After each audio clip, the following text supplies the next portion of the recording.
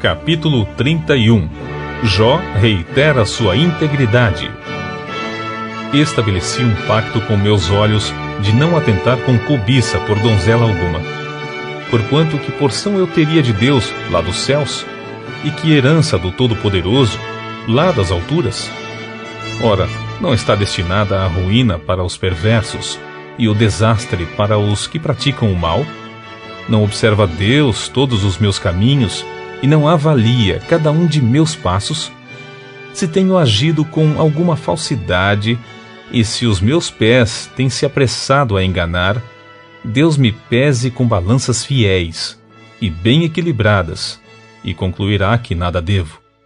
Se tenho desviado os meus passos do caminho, e se o meu coração tem seguido os meus olhos, e se as minhas mãos estão manchadas de culpa, então que outros comam o que semeei, e que minhas plantações sejam arrancadas pelas raízes. Se o meu coração se deixou apaixonar por outra mulher, ou se fiquei à espreita na porta do meu próximo, então que minha esposa seja obrigada a moer cereal para outro homem, e outros ainda se deitem com ela. Pois proceder assim seria um crime hediondo. Sim, em verdade, seria uma maldade a ser punida pelos juízes, porquanto seria fogo que consome até o Abadom, a destruição infernal, e consumiria toda a minha colheita. Se desprezei o direito e a justiça do meu servo ou da minha serva, quando eles defenderam sua causa para comigo, então que faria eu quando Deus me confrontasse? Que lhe diria quando chamado a prestar contas? Aquele que me teceu no ventre materno de igual modo não criou os meus servos? Não foi o mesmo Deus que formou a mim e a eles, no útero de nossas mães?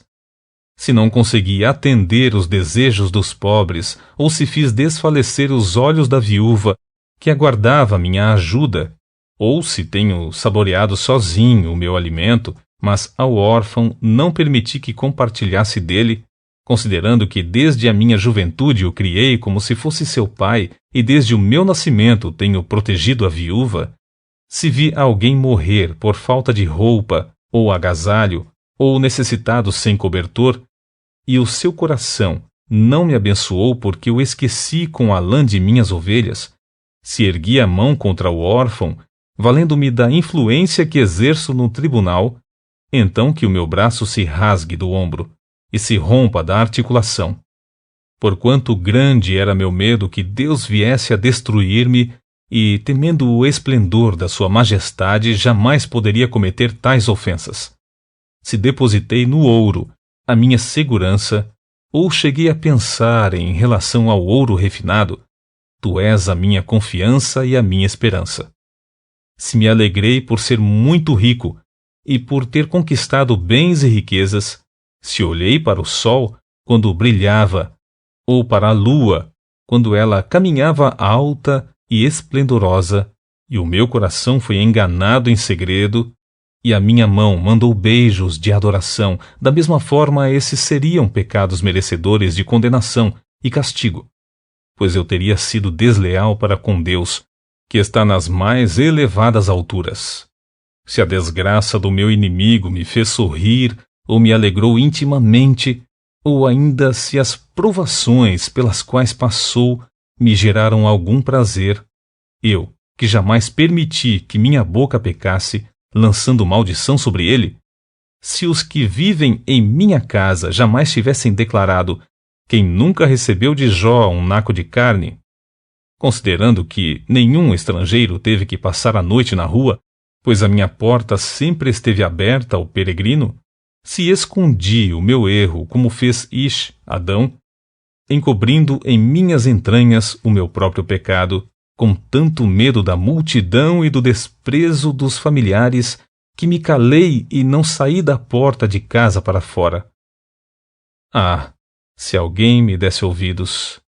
Nesse momento, assino a minha defesa, que o Todo-Poderoso me responda, que qualquer que aponte os meus erros, faça a sua denúncia por escrito. Eu bem que a carregaria nos ombros, e a ataria sobre minha cabeça como coroa. Eu lhe prestaria conta de tudo quanto tenho feito, com a dignidade de um príncipe eu me apresentaria a Deus. Se minha terra tiver qualquer reclamação da minha pessoa e todos os seus sulcos se lamentarem, se consumir os seus produtos sem nada dar em troca, se causei desânimo aos seus habitantes, que me venham em pagamento espinhos em lugar de trigo e ervas daninhas em lugar de cevada. E aqui se encerraram as palavras de Jó.